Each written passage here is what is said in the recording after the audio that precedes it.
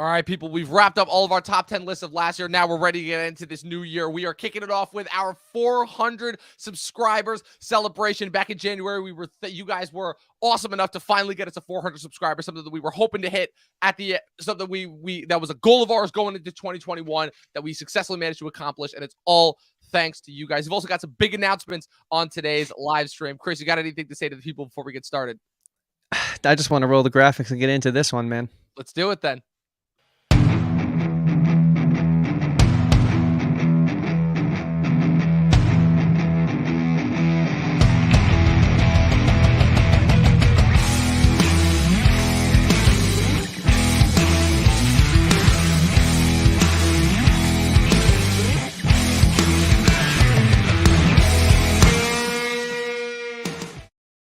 Man, how you doing, man? Dude, I'm doing good. I'm very excited for today's show. It's the culmination of a lot of ups and downs, as it normally is when you're hosting a weekly podcast, and it just feels good to be here. You know, I think, wasn't this the number we had set? Didn't we say 400 in one of our earlier production meetings of last year, if not January? Weren't we like, that would be a cool number to see happen? If I remember correctly, yeah, and we somehow did it. Here we are, beginning of 2022, sitting at flat 418 subscribers. You know, we put out a couple videos at the end of 2018. I've brought on a couple guests. We talked about Don't Look Up. We talked about Paul Thomas Anderson. Dustin and I were recapping Succession week to week. You know, it was a busy time. We still managed to get out a lot of content by the end of 2021, and it all paid off. Let's just say that it all paid off very fruitfully. Yeah, I would say so. It was a lot of good stuff last year. I mean, the movies were pretty terrible, but we still made the most of it and had a good time podcasting. I mean, now we're in our 4th season. So I think if we can survive the onslaught of terrible movies from last year, I think it really does prove that, like, 12 seasons in a short film for sure, but like, does it have to just be 12 seasons? Who knows? Who knows? You know, it depends on if we can keep having these subscriber celebrations. And so please subscribe. That'd be great, because the goal for this year, I think we should just tell them the number we want to hit. You want to say it? No, you say it. You're the one who amped it up, so you got to say it now. All right, 1,000 guys, 1,000. That is the goal. We want to be able to start seeing the fruits of this labor further pay off and grow this community we have, add new friends and faces to this community. So 1,000 would be so great. Yeah, we've been doing this a long time. We've been doing this a long time now. And I remember when we started this, and I was just out of school and wasn't really sure what the next step was. And you were like, hey, remember that little podcast that we tried to do back in community college, but just could not make work because we were just in 2 way different phases, and like we both kind of didn't have the commitment available. And I was like, yeah. And you're like, why don't we do it again? And we kind of got together and recorded whenever we could. You know, you were still leading a very eventful lifestyle back in 2019, and then in 2020 the pandemic happened, and we're like, well, we don't have anything else to do. Let's do this. And it was, we made the best with what content we could, and we were having a lot of fun. And then 2021 happened, and we're like, okay, we can get back to normal. And then the world was like, nope, you're only sort of getting back to normal. We're like, oh, okay. And then Disney was like, hey, here's all this content. We're like, oh, cool. And then we're like, oh man, this sucks. And then we got to be able to watch movies again, and we're like, oh, cool. And then the movies were like, haha, just kidding. And we're like, wow, this sucks. And so it's been a roller coaster of emotion, to say the least, these last couple of years, but it hasn't taken away from the fun. Again, like I said, you know, all podcasters, like most people, are narcissists. They love to hear themselves talk just in general. But with me, my whole thing is I tried that whole thing for a couple of years on YouTube. It didn't really pan out. I didn't really know what I was doing. I don't like talking with myself. It doesn't bode well. It doesn't work out usually. I stutter a lot. I usually forget what I'm saying. It's really obvious because I'm reading a teleprompter behind the scenes. I'm just like letting you guys in on like how I would do things back in the day. But so first off, thank you for actually like what I know I've said this before and I don't care, but to say it again every single time. Thank you again for actually giving me like a chance to actually like try and get back on YouTube and arguably have the most success that I've ever had on YouTube in this space just in general. So I wanted to thank you for that first and foremost. Of course, and of course, thank you for being a great co-host and continuing to expand my palette and knowledge of this amazing universe that we both love, which is the universe of cinema. It's been a great ride, man. I wouldn't have any other co-host. That word means nowadays.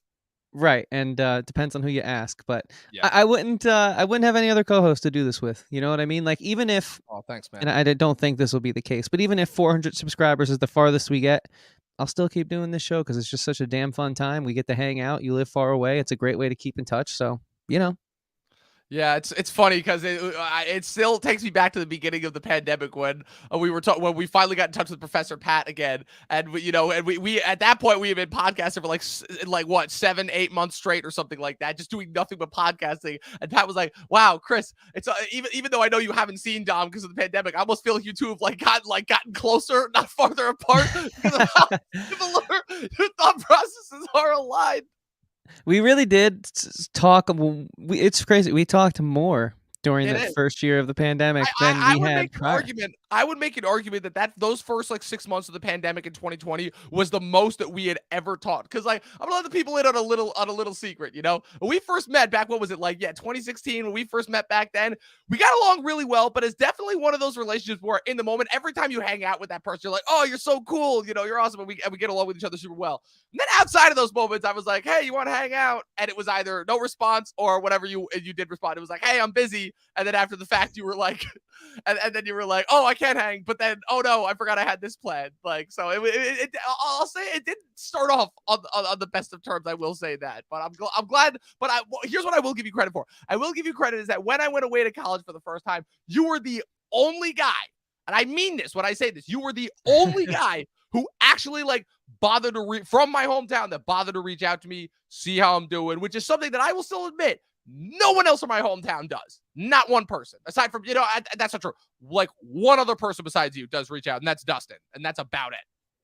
Well, it's like one of those things where, like, when you're a younger person, planning is it's hard for some people, and it was definitely hard for me, especially because I had a lot going on. I had the band, I had another podcast, and a social life and work and just so much stuff. So it was tough, but I was always like, damn, this guy's really cool. He knows a lot about fucking movies, man. Like, it's a brain I don't want to lose sight of. Gotta be able to pick that brain from time to time, and it was always a lot of fun. I remember we would do our student film with some former classmates. Oh man. And Oh, you had to bring that one up. and I just remember like the rides out. You would like always drive, which I thought was so dope. And like you'd be like, yeah, just go to Duchess and I'll drive us the way out. And I just remember you just like talking and just like giving me like these like lectures where I was like, fuck, like my professors aren't even like describing film in this profound of a way. And I was like, damn, this kid understands the medium that he like is studying at school.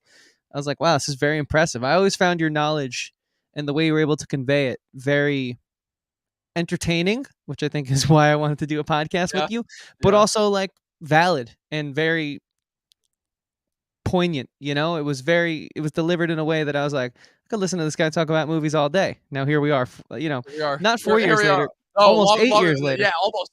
Well, 2016. So yes, 6.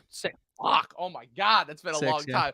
Yeah, I'm like I said. I mean, obviously that means a lot. Just given the fact that my whole thing about movies is that growing up, so much of the people who I listened to on YouTube, like when I was first getting into YouTube, at first it was like such a massive influence. It's like, oh my God, there's other people besides this other person who actually like talk about movies, and it was so cool. And then as I started listening to them more, and I realized I'm like, wait, these guys don't actually know what they're talking about, and like I don't think I can quite make clear or make people understand how infuriating it is for me as a person to hear other people try to talk about movies. I say try it like in the best of way and have no idea what they're talking about. When I'm like, wow, this is something that I have literally dedicated my life to. This is something that I've had that have consistently been there for me since day one, and that I've tried my damnedest as far as like how to understand and how they work and like what it is that how they impact on people. And then you got these bunch of fucking morons who are online talking, getting all these views, and I'm like, I can do this shit, and I know more than all these guys, I'm like, and I still stand by that. I will stand by that. I've called tooting my own horn, whatever. I still say that a lot of those people, again, they got success, and I don't take it away from any of them, but like Stuckman, Johns, the Schmoes, well, they're long gone now, but I'm like, But they just play trivia now. God, I don't even know, dude. That's so far behind that. But anyway, like I said, I've left that phase of my life so far behind. But like I said, it just infuriated me when it was like, I'm like, okay, so at the very least, I know that whenever I talk about movies, I'm gonna make sure I at the very least know what I'm talking about, And the other thing too that I wanted to make clear is that I'm like, okay, because I'm not gonna know, because people, as much as I like to talk myself, people have a very, very low self-awareness standard. So I'm like, okay, at the very least, I would hope that other people would call me on it when it sounds like I'm talking out of my house, which for the most part, everybody has done. But I wanted to ask you something in order to kind of kick this thing off, which is that we obviously had so many conversations over the years that again, like just given everything that we've been through together over the last 6 years, a lot of that stuff I don't remember. I'm gonna be just completely honest. My long-term memory, it's not at all what I used to. I'll pause it right there. There's been a lot of pot smoked since those years. So I just wanted to ask you, like, aside from the obvious Batman vs Superman, Civil War, Suicide Squad trolling that happened in those days, do you remember like one of those conversations that actually like really stood out to you? Like, what was the conversation that you would probably say like really was the one where it's like, oh wow, this guy knows what he's talking about, just for my own like sanity, All right. So you do want to toot your own horn. I'll a play little that bit, game. a little bit, just a No, little I bit. think it was one of those rides out from our college to our short film location where you were talking to me about Tarantino and I believe it was Pulp Fiction and Reservoir Dogs, and you were just going on like a diatribe about it. But I was all for it. I was listening, and I remember like classic rock was being played on the radio, and it was like a colder fall day, and I was like, Set the damn, tone this really well. I want to let this guy finish his thoughts first. Like, it sucks we have to get out and like Yeah, go work on a project now. Like, yeah. he didn't finish. you know? And then we Um, got to it, and did we end up talking to Hawk about like the Star Wars prequels or something like that? I mhm. vaguely remember something. I did. He tried positing some theory about the prequels and Lucas getting off some weird theme. I don't even remember. There was a lot of stuff that I'm like, a lot of stuff that I was like, okay, there's some validity to that. And then other stuff where I'm like, oh, okay. And then secretly in the back of my mind, I'm like, dude, what is this guy talking about? Like there were a lot of those moments back then too. That's what you guys. I'm like, I almost wish that like I could have had like a camera following me around in like 2016, 2017, just as far as to document some of the strange stuff that we got up to. No, for sure, man. Those were good times. Early Yep. days. Early days. Luke, thank Yeah. you, man. You were a big part of this journey, man. We Yes, appreciate meeting absolutely, you and dude. getting to know you. That's been one of the most fun parts of this is the YouTube community, exposing ourselves to other cinephiles and film freaks like ourselves, and being able to collaborate, exchange knowledge, really get different perspectives, because that's kind of what you do in the critic community is you just give your perspective, you give your input on something someone else made, but you also try and challenge it, and you also celebrate it when it's done right. And it's been really cool. Like, the disagreements have been some of the most fun parts of doing this Oh man. podcast. Dude, I'm never um, gonna forget that office versus community debate. I'm never ever gonna forget that. That's one for the ages right there. Yeah, totally, man. It really was. So, with that being said, since it seems like some of the chat is starting to roll in here, Dom, speaking of one for the ages, we've had a specific format, a specific way of doing things Yes. these past 3 years. But, I think it's time to try something new. Like, if Yeah. doing things the way we've done it for the past 3 years brought us to 400 subscribers, to an interview with someone who was in the Karate Kid and the band Survivor, to almost interviewing the whole cast of Kim's Convenience, Almost. what will changing things up a little bit do? That's really the Right. question. Like, I think as content creators and artists in general, you never want things to get stale. It's almost to a fault sometimes. Like, before you finish that script, you start the next idea, and sometimes you got to rein it in I'm and very finish that guilty of script that. before you move on. But we're in a unique position here because the only thing to do with the podcast is keep going up. So we've been talking a lot about how to change that and maybe increase the trajectory of that upward rise a bit. So we kind of came up with a new format, a new shift in the way we're going to conduct the podcast.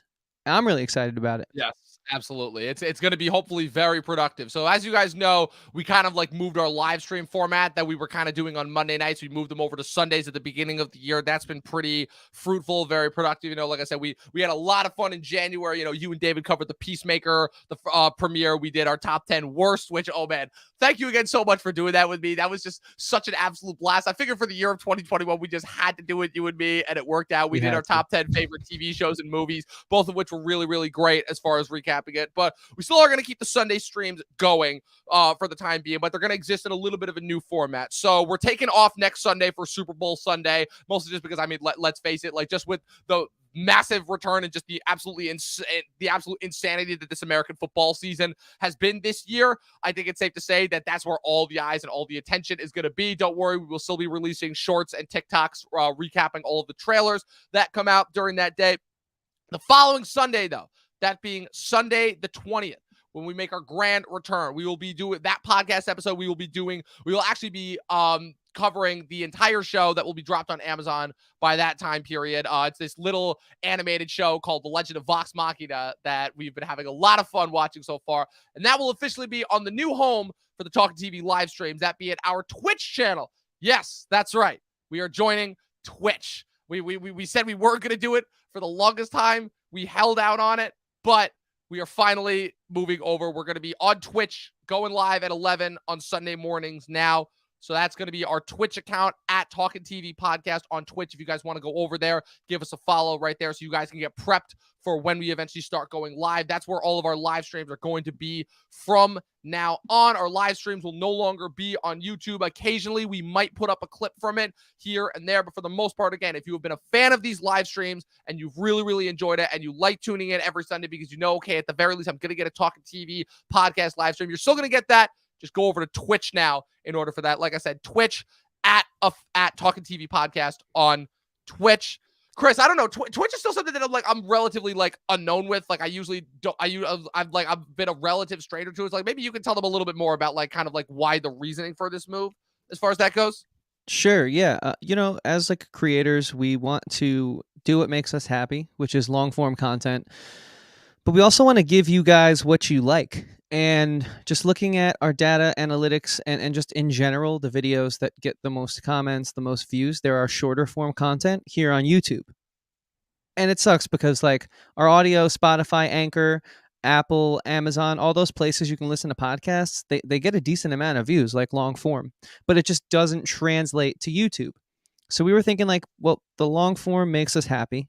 And we find that we can carry an hour-long conversation without forcing topics for films or contrived reasons of why we like something. It just comes natural to us. I think it's our film education coming into play, being an ally for us in that situation. So we don't want to lose that, but we don't want to lose you guys either. And we want to get more of you guys. So we also do short form videos here on the channel, first time watches, top 10s, sometimes a clip of the podcast. And those do better. And we want to do better as a podcast. So YouTube is now going to be the hub for our sort of more short form content. Like, for example, the new schedule on YouTube is going to be on Mondays, we're going to drop a first time watch video, which if you guys don't know this, there's more movies I haven't seen than I have seen, far more I haven't seen. I know that's true for everyone, but I need to emphasize that for myself.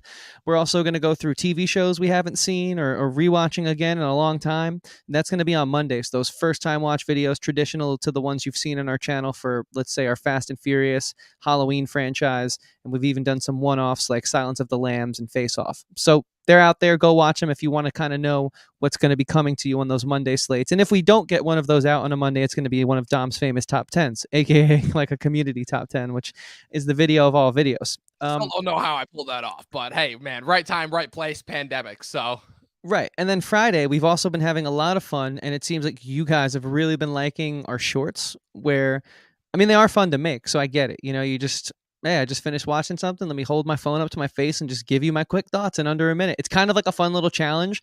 Fridays-ish, the end of the week, depending on when we finish whatever said topic of the week is, that's when we're going to drop a quick review, which normally is kind of alluding to what the Sunday morning topic will be on the Twitch live stream.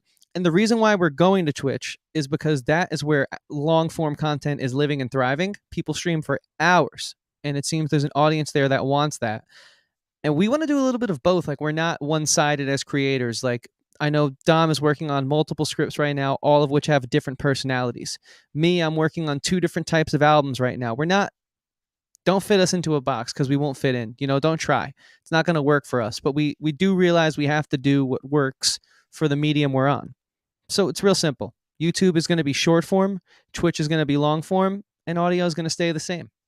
And it's going to be great. I'm really excited for it all. Exactly. So once again, people, go over and follow our Twitch account at Talkin TV Podcast on Twitch. Like I said, be sure to keep tuning in for our short form content we put up on YouTube. Like I said, you still have the entire YouTube back catalog to go through. Audio is still staying the same. Talking Thrones and regular podcast episodes will still be going up every week on audio. And just as well, we're not going to be staying entirely off YouTube as far as long form. Occasionally, we'll have a very special live stream that we'll have going on that might go simultaneously on Twitch and YouTube. We have the capability, we have the technology, we have the ability to do that now. Like I said, I also know that for a fact that there's a certain Cape Crusader superhero that's got a new movie coming out in roughly a month. you can be damn well sure we're going to be ranking every live action iteration of every theatrically released, I should say, iteration of him that's been released. Also, we had a lot of fun, a lot of success. I pulled together a panel where we talked about our Oscars predictions for the nominations when they get announced on Tuesday. That was a lot of fun. So we'll, again, occasional bonus things here or there. Like I said, we previously announced on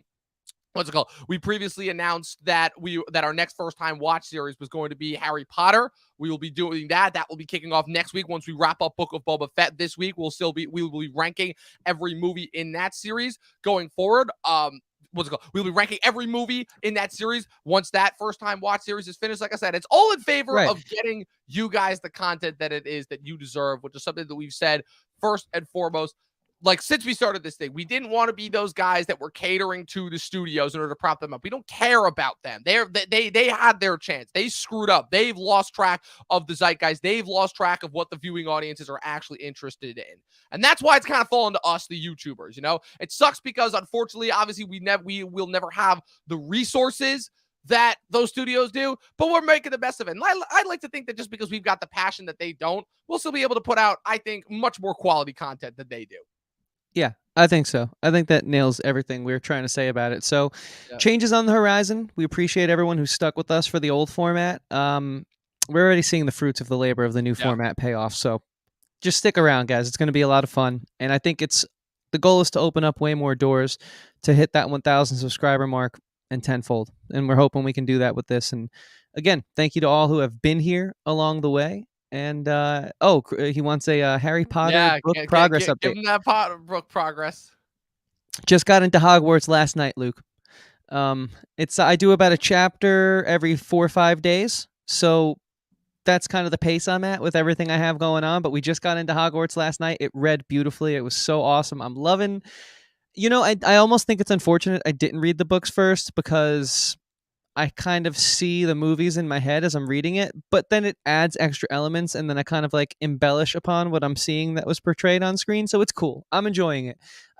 It is what it is. Like, I watched the movies never expecting to like them, and now I love them absolutely.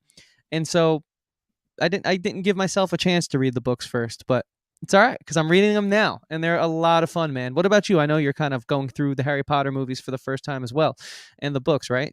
Give me an update. And it's pretty funny. It's almost like, it's almost funny. It's like almost like both those two first time watchers. It's almost like I told you, it's like, I'm telling you, man, give these movies a chance. Don't listen to the zeitgeist on them. And crazy time. Now you love them both. Now you're officially in the cult of the Fast and the Furious, and now you're officially a Potterhead in the making. Crazy. It's almost I love both of them. I realized Halloween has far more good movies than it does bad ones too. The first time watch series have been a lot of fun. Dude, those first 5 movies are phenomenal. Four's original okay. Michael Myers. 4's okay. 5, I'm not the biggest fan of. 2, I'm sorry. 2, there's still no excuse for those cops. There's still no excuse for those cops. The Rob Zombie movies have really grown. The Rob Zombie movies are fantastic. And Resurrection and Curse of Michael Myers, I will defend till the day I die. Those 2 movies are amazing. Yeah, exactly. It's just like the first. What I was trying to say is the first time watch series prove that there's more than meets the eye, and I'll leave it there. But with that being said, I wanted Transformers. I wanted to do something kind of fun real quick. I kind of wanted to, give the people a taste of what a reaction video, in case they haven't known, is going to be like. So, Dom, will you indulge me while I pull something up? Oh God. What is this? What is this? I think Luke is really going to enjoy this too. Oh my God. Hold on real quick. Luke says he's a third of the way through Prisoner of Azkaban. He's seen the movies probably 7 times each. Oh, you're reading the books for the first time now. Okay, I misinterpreted that. I misunderstood that the other night. Okay, good luck with that, man. And I hope engineering school is going well too. That's not an easy feat. But so I wanted to watch Fantastic Beasts without wanting to gouge your eyes out. Yeah, well, that's gonna be something Luke's gonna have to deal with. Yeah, I wanted to not us. I wanted to react for the first time to something, Dom. Oh boy, what is this? All right, you ready? Yeah. Tell me if you can hear it. Come to you, not live from a suburb. Oh God, no! Oh my God, you're actually bringing this up. Oh my, wait, which one is this? Our first ever podcast Rogue episode, One? December Holy 22nd, shit, you found it. 2016. TV You shows, found it. just life in general. And so without Oh further my ado, God. here we are, the hosts, myself, Dominic Rizzi, and Christian Wow. Abenko. This is the Movie Nerd Podcast. This is the blast How's it from the going, past Chris? right here. Pretty good, Dom. How are you, man? I'm pretty good. I'm pretty Our excited to audio's get this definitely going. gotten better. I've I don't know. always This wanted is to do still a is that podcast bad. on my Oh my own. God! I I've still always remember that wanted to, shitty reach out into review other that I enterprises, like assembled. besides just I don't even think I was filming using my stuff for YouTube. Photoshop. Oh figured no, a I was. podcast I would just be I was something like, cool to try that was out. my sad So, excuse yeah, to Photoshop. for me, and this is kind of the way I've always thought of podcasts because I recently just got into them this year. I mean, obviously, Wow, that's it's the year I got entertaining, into but podcasts. It's super free form, and it's kind of just more It's of not like bad, honestly, in abstract form hindsight. of It's radio, just and I that's why hate think it's listening to really cool myself with a because burning you passion. can But elaborate so much more on a specific. I just topic, wanted to which pull is this what we up and plan let to the do people here know on where they can go and Oh find man, it. this is Right? like Also, such shout a out your- Exactly. I love Movie that Nerd podcasts, reviews. how they can be. Let me both skip so in a little bit. We'll professional hear and some they of can our feel so criticism of the relaxed, like film. it's Yeah. I'm truly a curious to see what we said conversation. about it. Yeah. Well, we both loved it from what I remember. Right, that was true. Good Lord, I Big still remember that characters. intro that Awesome, I had. because I was actually going to ask you what you thought about that as well. So I'm glad you think that. So basically, I didn't mind it. To be honest with you, my first watch through, I didn't even Wow, notice. how that Right. and Well, how it's changed in hindsight with layout was all the pretty movies you obvious. sat through Yeah, since that was then. the honest way. But that Now was this like is the the only second watchable time. one. I could tell they didn't have as much Yeah, time because I I know, know right? that for the third act. You remember those reshoots that we heard about that was going on in the movie? Yeah. Well, that third act was where a lot of the reshoots came in, and so that can I feel can my understand voice has how they gotten didn't more really have high-pitched time since then. to put in CGI. That It feels like possible, mine has because she too. didn't have, Is like, that as big a possible? part How in does the that film, happen? because she was only there for I 2 don't seconds. know. But at least with Luke Tarkin, says this is what great. I thought is that first off, I had 19 no and problem with what, CGI. I thought the 22-year-old CGI was you done or something like flawlessly, that? and it just goes to show how far the motion Yeah. capture Yeah. has come. Yeah. And they've been Oh, doing it man. for years now, like bringing I'm gonna back be the sea 25 stars in and August putting them in now. films, like they did a couple of man. years ago with Marilyn Monroe. She was in a perfume commercial that Charlize Theron was in, along with 2 other stars. And when they use archive footage of Laurence Olivier for Sky Captain of the World of Tomorrow, like they've been doing it for a while. And like Wow. in terms of actors that died in the middle of their productions and they had to keep going, like with Oliver Reed for Gladiator, Honestly, isn't or as Paul Walker embarrassing in hindsight with, as I thought it would be. Furious 7. No, I not really really. actually appreciated the Almost- motion it sounds capture, better and I than a few of our appreciated podcasts we've the done inclusion recently. of Tarkin in this film, even It's more so than very- Vader, because even We're more so trying than to do a Vader, good job is the Tarkin feeling I get needed from it. to I'm show trying. he's not just there. Would you just like, knock your just mic like, out? Oh, remember No, this I guy think from my the mic just original Star broke, Wars? actually. He's there to show you Your clip? what Yeah, the political I think it just machinations of broke. the Empire are, and how the Empire is not Oh, this no. big, massive God. machine. Ugh. It's a live stream. That's fine. We're doing it live. It happens. Oh wow. Yeah, well, so that's the humble beginnings, Luke and everyone else. You can go and find that video and watch the whole thing. We did episodes on Sing Street. We did episodes on That's really throwing it back there. Rogue One. What else did we do? There was like 4 or 5. A Stranger Okay, Things, right? We did a Stranger Things with Johnny and Andrew. Yeah, let me see. So that was the last one that we did from that iteration of the podcast. So now, if I'm remembering correctly, now I gotta go. Oh man, now I gotta go more loose. Yes, it was gosh and blurred. Oh, You man. understand your editing. Yeah, of course. Yeah. I really know my editing. Yeah. So if I remember correctly, so we kicked it off with Rogue One. Then the second one we did was Hateful Eight. Because I remember I think I remember I was in the city. I was in the city with my friend. I don't remember what we were doing there, but I was in the city with my friend. I think we were going to see Signs, and I think you called me and you were like, dude, I just watched The Hateful Eight. This movie's so good. We got to do a podcast on it. I still remember that phone call very, very vividly. And so we did Hateful Eight. So Rogue One, Hateful Eight, Sing Street. We did Legion. We did the premiere for that when that premiered. First season was really great. Second season, second season, not so much. I kind of tuned out then. And then what else? We did Stranger Things was where we ended it. With that first season, because it was like months after it came out. I'm trying to remember what the other, because we did 6. I remember that. I don't remember what it is. Oh man, Brandon. Yes. 100,000% yes, Brandon. After COVID is over, we will absolutely get on a plane to Vancouver and visit the shooting locations of Deadpool. Absolutely. And you got to come here and we got to celebrate. True, Brandon, New York City trip. I'm still holding you to your bet. If our Oscar predictions that we did on that video last week line up completely perfectly and evenly, then you have to come and visit us. And we got to get beers together in order to celebrate. If specifically if Simon Rex gets the Best Actor nomination for Red Rocket, if that happens, oh man. But yeah, no, Brando, it's been great to get to know you, man. Like, you're a big part of our ride here and our journey. It's been an honor every time we've been able to go on the Brando show. I mean, weren't we like the first guests or something on the Brando show? Yeah, that was fucking awesome, dude. It's been so awesome. I remember that it was on the Brando show that you did the impression of me for Brandon and Joe, right? I know Joe I know Joe really got a kick out of that one.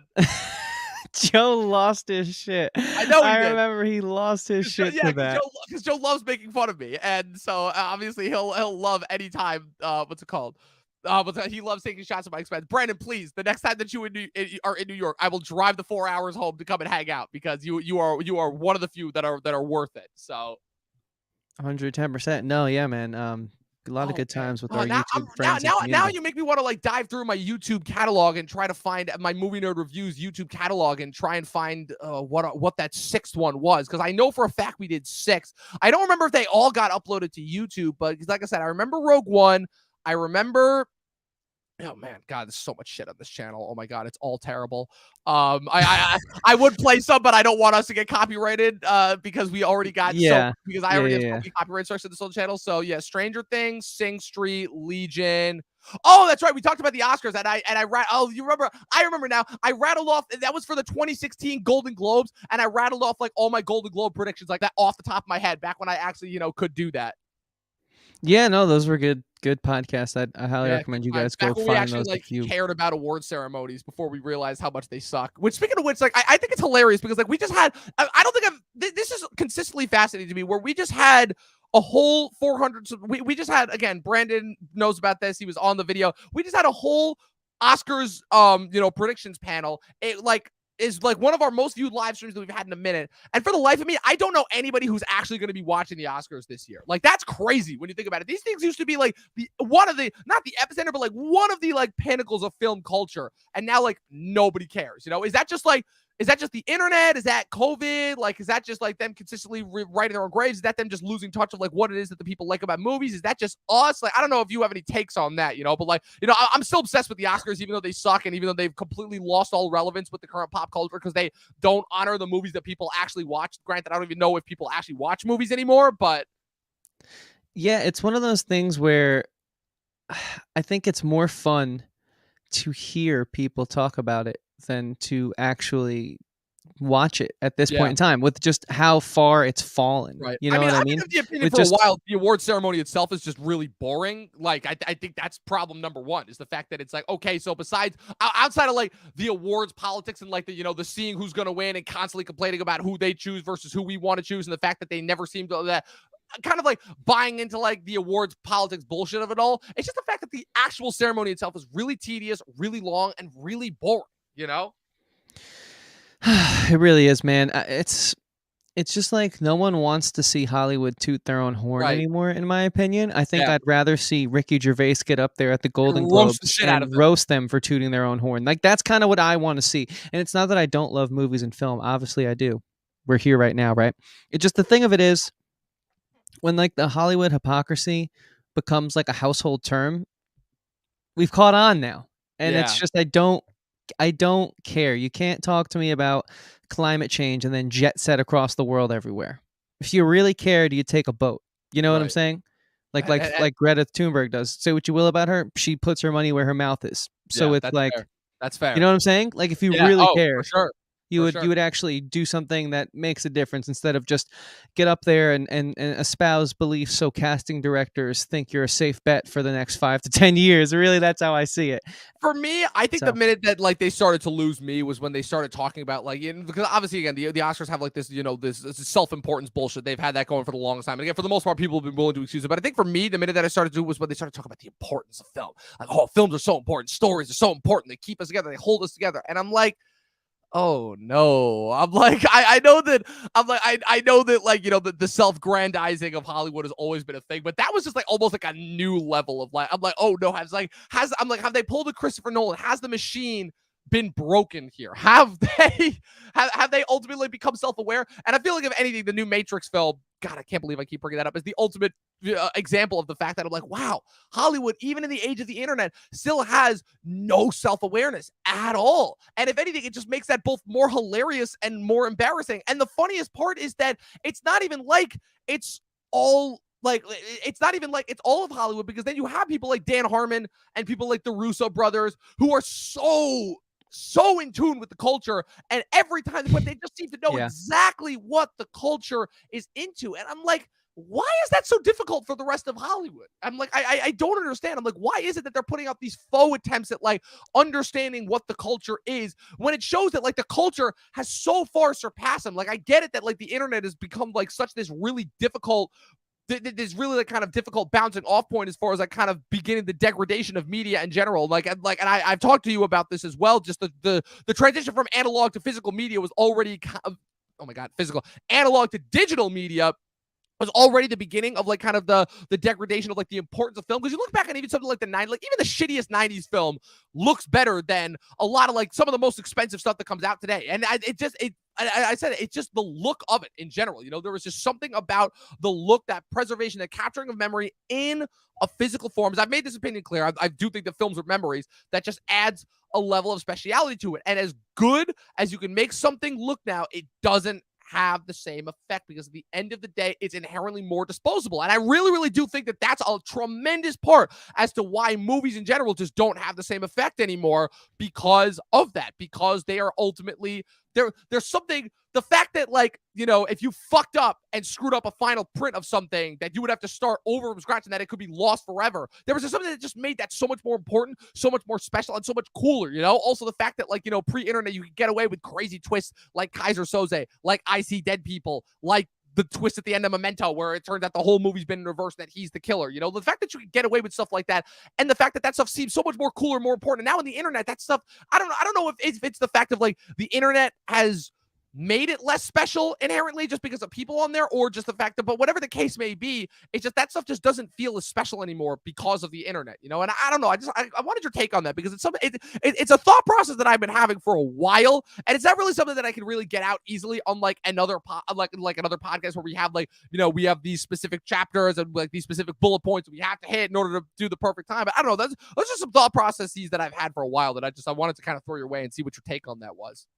Yeah, I mean, starting from the beginning, I think storytelling is important. I think it's been something that humans have passed down since the beginning of time, you know, oral storytelling at first, and then like hieroglyphs are really just pictured storytelling when we realized, hey, we should write some of this down, and traditions are passed through storytelling. I just think in the modern day, the dollar sign driven day of storytelling, aka the Hollywood machine, the emphasis and importance of it is far greater than what it actually is in the real world. And I think a lot of that is them being so benign to the fact that they are in a bubble, and just not understanding that there are multiple types of storytelling and you're only giving society one. And the issue there is that it could be important if there was, and it's ironic because they want diverse voices and representation, if there actually was a diverse paradigm of ideologies being allowed to create stories within this system, then storytelling, I think, would be as important as it has been throughout any other part of history. You know, like how important is Roman or Greek mythology? We use so much of that to shape the stories and the way that we conduct and live within our society now. You know, they're very quintessential frameworks that we've built upon. I mean, you really need to read Joseph Campbell's Hero of a Thousand Faces. Yeah, I do. Because he really dissects all of this, except he was writing that book in, like, you know, 1930s, 20s-ish, I believe. And so he didn't get to really see the homogenization that Hollywood has become. And it's so ironic because what does Hollywood love to do? They love to pay homage. Yet they've lost sight of what they are paying homage to, which really, if you zoom out at a macro level, is different voices telling different types of stories. And it's not just one uniform hive mind, which we have now. I think the moment that broke me, that snapped me out of the Matrix, if you will, was DiCaprio's speech about The Revenant. I loved that movie. It was early film school days for me, and I remember thinking, like, what a great film. It was so beautiful, but just the way that he didn't speak about the movie and the way that he spoke about the subtext of the movie only in his award-winning speech was so frustrating to me, because I wanted to hear him talk about a movie that really impacted me as a young film viewer and a young aspiring critic at that point in time, someone who didn't know it was what this journey of getting into film was going to take him down, but a movie that, like, kind of helped solidify, like, I got to go watch more movies like that. I got to catch up on more of, like, the auteurist style films of the modern day, not just the old school day that, like, I've been introduced to with, like, you know, my family and professors and stuff. And it's just so disheartening to hear him pretty much tell me I was a bad human being for driving a car. And it just, like, took so much away from that movie that I loved. And that was the moment where I started to wake up and smell the roses, as they say. And you know, from then it's hard to unsee it once you see it. I know a lot of people watch Bill Maher, and I don't, but I do keep up to date on where he's at politically, and it seems like he's finally starting to wake up and smell the roses. You know, he is a liberal and he espouses liberal views, but he is kind of realizing like there's more than those views, and it's okay to sometimes have views on both sides of the aisle because we're people, we're not robots. So we can have certain feelings that fall on one side and certain feelings that fall on another. And that's what storytelling is. There's conflicted characters that internally battle. I mean, literally, Joseph Campbell has a moment before the hero inevitably triumphs called the Dark Night of the Soul, where all hope is lost. He's being tugged in multiple directions. The hero, he or she, does not know what to do. How will they survive and rise up? It's the most human moment any hero has to go through.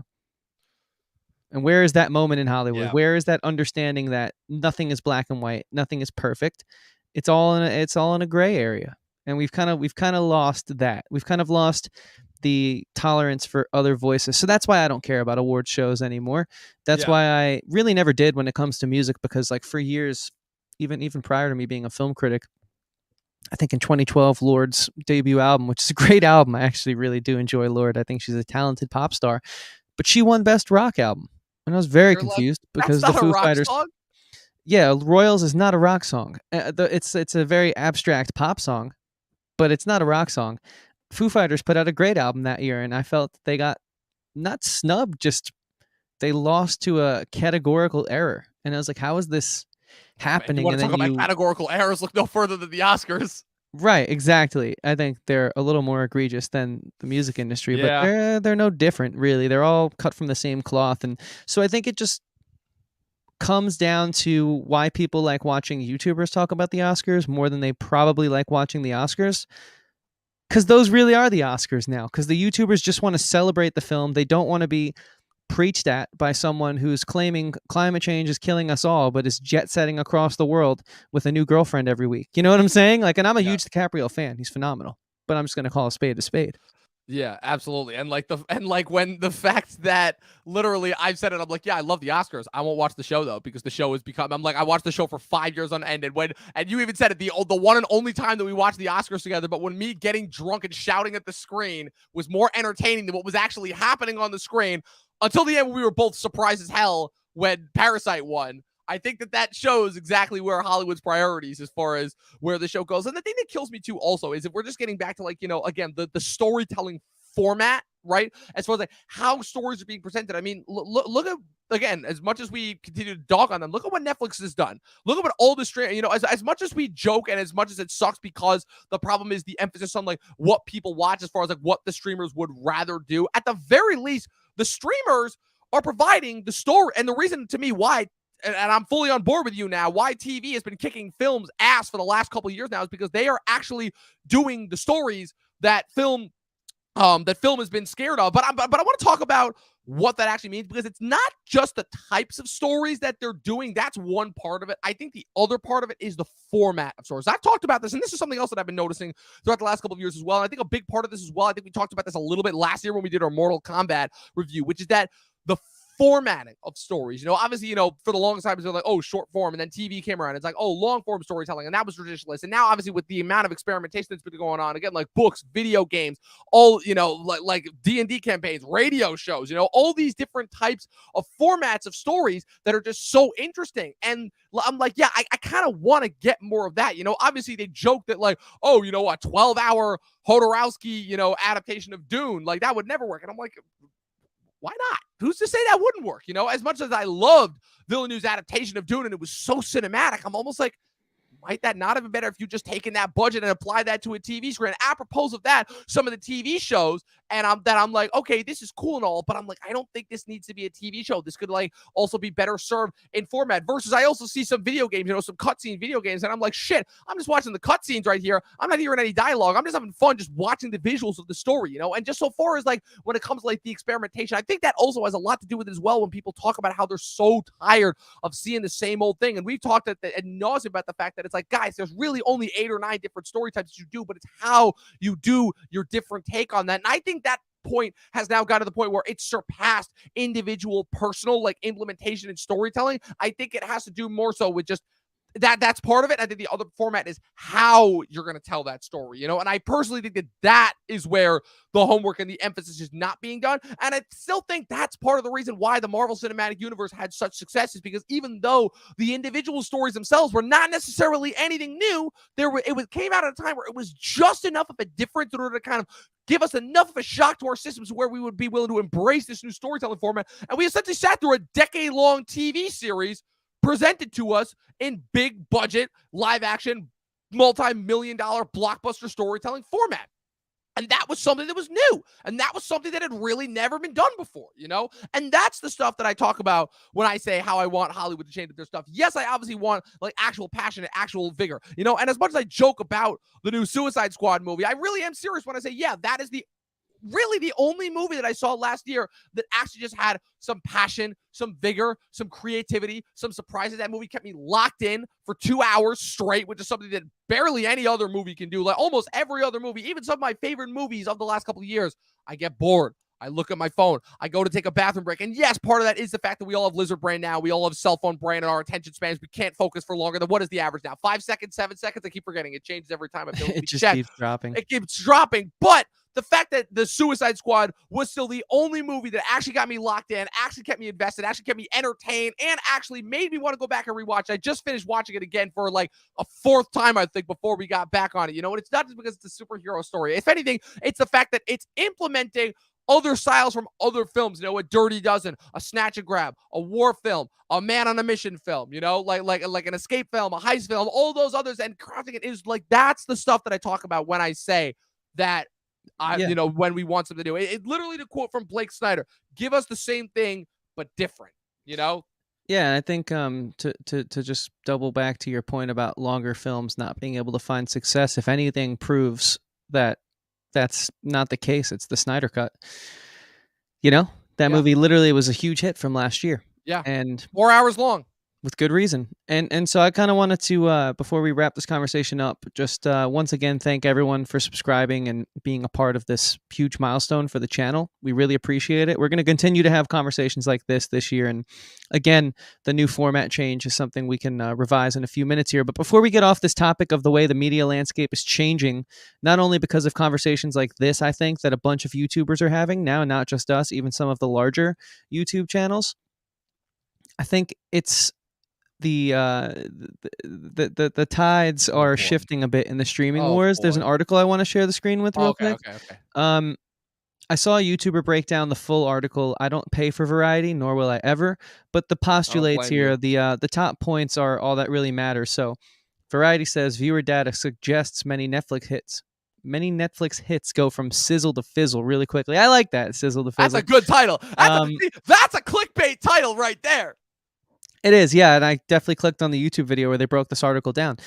So the top 2021 Netflix series saw audiences peak in the first month following their debut. Even the hit Squid Game saw pronounced drop after a hot start. And the other big topic they speak about in this article is the frequency of big Netflix originals quickly losing steam, hints at why the streamer must spend so much money on content. And I think with Disney Plus and all the other streamers entering the streaming wars, I think that's kind of why we saw Netflix with Arcane do the drops of 3, just to sort of milk that from week to week, because I think like the money factor is going to start to really, it's going to add up even more than it already does and more than it already has. So I think the media landscape is going to ever change, but I think TV is going to be the way that it continues to shift. See, there was a reason why I bring all this up, Dom, because your point about like my hunch of why I think it's going to be TV, I think it's all economics. It always has been. Now we know that people would rather sit on their couch, work from home, not go out, not risk this new virus, this new whatever, you know, and even if we do get back to somewhat of a normal, there are always going to be those people who are going to be hesitant. This was a very traumatic experience. You know, there are articles coming out every day about mass PTSD from what we've all went through. I don't disagree. I personally think that I'll be okay, but I know a lot of people who might not be, and that's sad. But I think a lot of people are going to want to sit in their house and just relax at home. So these streaming services are where things are going to go. I mean, outside of Spider-Man No Way Home, every other Disney film within 3 to 4 weeks had been right on that streamer, right on Disney Plus after the fact. HBO Max, right? set a crazy. Well, they didn't set a precedent because they've doubled back on it, but they tried to set a precedent. They tried. With the day in, day up. And the crazy part is, even though this was the thing that they didn't tell to everyone, the actual goal that they had was a success as far as, we are we are leaving theaters behind. We just want to bring as many subscribers to our new platform because our initial release strategy in 2020 completely shit the bed, and it worked. And if you think about it, theaters are just the middleman. They take a cut, and they don't really do any of the work to help make the movie. Right. So I don't know, you know what I'm saying? But that's another reason why I think is all about cutting out the middleman. If we know that the movie industry lost money these past 2 years because of the pandemic, and we know that the streaming service industry gained subscribers, every streaming service gained subscribers tenfold. Even the ones that are struggling still gained a massive amount of subscribers, like a Peacock or a Crackle. Not Tubi, though. Yeah, well, hey, Rest man, in you peace, know, Tubi. there's always going to be a casualty in war, Dom. It is the streaming wars. It is the streaming and, wars. And we're in so I think it's just one of the... 3 now of that? Yeah, you could say. 2019 was the de facto start, because that's when Apple I would TV say we're Plus like came more on. so year 4.5. Yeah, that's fair. Because you've had Crunchyroll for a while, and but they just never competed for the same land grab. Now they are. Right. Now they have a bunch. But what I'll say is, I think it's only going to get more serialized, and it's only going to get more small screen. It's only going to be more in a web browser. It's just like I wrote in my Peacemaker review for guyatthemovies.com. You know, look, Peacemaker is another reason why I want to go to www.hbomax.com to watch something rather than go to a theater. Because if it's bad, I can just turn it off and go do something else. But if it's good, hell, I'm going to go make a bag of popcorn and maybe restart the whole thing from the comfort of my home. There you go. And I don't got to pay more than once a month. Exactly, because those theaters, again, and Tarantino talked about this. Tarantino said that he thought the worst decision that theaters ever made, and again, this is on the theaters too, and this happened long before COVID and the pandemic, the worst, and that's why you saw the success of like their own kind of de facto membership plan and streaming service, you know, when Movie Pass was, oh man, remember Movie Pass? Remember the glory days of Movie Pass? I still remember that those... I was always skeptical. I never got it. Those 6 to 8 months were like the best time period of my life. I'm like, wow, I pay $15 a month and I can see as many movies as I want. Yes, please. And again, but Tarantino has talked about it. The worst decision that he thought the theaters ever made was raising the ticket prices above $5 a pop. That was the war. Obviously, again, inflation, you know, they're going to get up to eventually like $9 to $10 a pop. And he's like, okay, that's fair in the modern day economic climate. But Regal charging $15 a ticket and AMC charging $17 at almost $20. That is ridiculous. So they shot themselves in the foot long ago. You know, they got a little greedy as far as that goes and just provided the impetus, you know, kind of. So like I said, they did themselves no favors there as far as that goes. But yeah, and we're seeing the fruits of that now to this day. And I'm excited because I do enjoy the comfort of my home, but there is something about when you actually see a good movie in theaters. With everything in life, there's a trade-off, there's a give and take. Who knows? We could be right. We could be wrong. I think the fun part is going to be coming back to this moment and rewatching it in a few years from now. Absolutely. Yeah. We'll also got to keep an eye on the indie theaters too, because obviously, again, the theater chains, they're going to buckle because they're going to realize that there's no sort of long form economic shake. But the micro indie theaters, you know, the small businesses, you know, those might be ones like they're still worth keeping an eye on. You know, as far as that goes, the eyes are going to be on them to see if they can like really, you know, do something in order to shake it up and bring something back. You know. Yeah, for sure. Like your Alamo speaking Draft of House shaking things up, Dom, I think it'd be only proper formatting to revise our new plans for the podcast going forward at the end of this thing. Yes, absolutely. So once again, just to keep you guys up to date, up to stuff as well. Like I said, Sunday morning streams. We're taking off next Sunday. With the following Sunday, we'll be back. We'll be doing Legend of Vox Machina. It'll be on Twitch on Sundays at 11 from now for the foreseeable future. Only short form kind of going up. First time watches on Mondays, shorts on Fridays, maybe a Thursday, maybe a Saturday here and there. You never know when you're going to get shorts, but just know that you'll be getting plenty of that stuff in the occasional bonus live stream. We'll be sure we're going to be ranking our Batman. Every theatrically released Batman movie the weekend that the Batman comes out, because that is going to be huge as well. You might see some more top 10 lists. I've still got a few more top 10 lists because, Chris, did you know that this year, the Avengers, the crown jewel of the MCU, turns 10 years old this year? That's big. That's that crazy. Big. That is big. crazy. Yeah. That's cool. I Good let's just movie. say I liked it. let's just say I might put out a top 10 list, a couple top 10 lists this year that might recap you guys in some movies that are turning 10 and 20 years old this year that you would not be expecting. Lilo and Stitch, little Disney animated movie classic, 20 years old this year. All right. We don't need to go down this rabbit. Yeah, we'll go down a very deep, dark rabbit hole. Second Harry Potter movie, first Spider-Man, original Ice Age, all 20 years old this year. Damn, that's Yeah. crazy. No, so we have a lot to look forward to and a lot that we plan for you guys. Remember, YouTube is now short form Mondays, and then a literal short video in the back half of the week. Expect content every week from us as per usual. Twitch live streams so we can continue to feed you guys the long form discussions like this that we love and we know you guys enjoy as well. On Twitch Sunday mornings as well as on all the audio platforms. We're on, what are they, Dom? Spotify, YouTube, Spotify. Oh, well, not YouTube anymore. I just said it again. Spotify, Apple Podcasts, Google Podcasts, Stitcher, radio. But so many. I haven't looked at the list in a while, but it's a lot.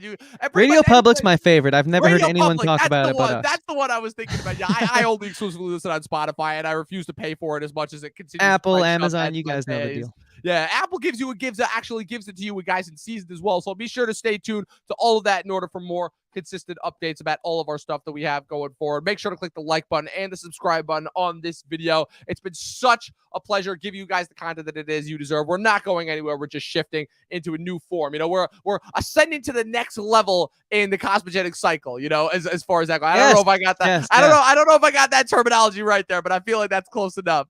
Yes, it works. We are. Well, so what we've done is we've concluded a cosmogenic cycle. Yes. You know, Act 1 of our journey really came to an end because it was not just Act 1 in the moment. It was a full 3-act structure the first 3 years. Yeah. Now we're going on to the next cosmogenic cycle. Yes, you now nailed it, Joseph Campbell. Thank you so much for making these things simple to understand. But yeah, no, guys, it's been an absolute honor and pleasure to do this podcast for you guys for the past 3 and something odd months, 3 years and something odd months now. Just almost 3 years. Yeah, this coming July, it'll be 3 years. Yeah, that's unreal. That's amazing. Yeah, it's so much more to go. So much more to go. We're only still getting started, as we consistently say. But be sure to still follow us on all the socials at Official Talkin TV Podcast, Facebook, Instagram, Twitter. And any place else we can find. TikTok now. Yes, we're on TikTok. Be sure to follow us there as well. Be sure to follow my co-host at Christian Evenko across all platforms. Thanks. Be sure to follow myself at Movie Nerd Reviews across all platforms. Be sure to check us out on Letterboxd and Serialize as well. Chris, I'm fully expecting more written reviews from you this year, since that seems to be a format that you have really seemed to have embraced. And yeah, as always, people, you guys know what I'm going to say to sign off. 12 seasons in a short film, and watch more fucking movies. We'll see you guys on Twitch.